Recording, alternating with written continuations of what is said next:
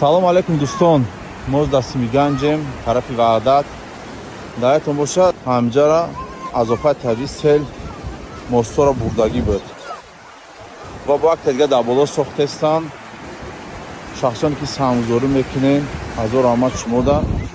Агар ҳама мардум аз як гирибон сар бурорем ку дар любо.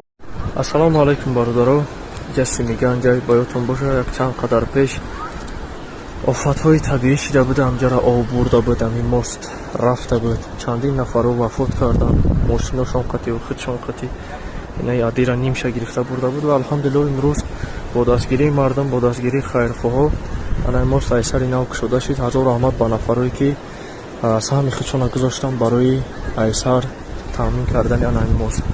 Худо кора бинед чӣ шодию хурсандӣ мекунанд, медаванд тарафу тараф.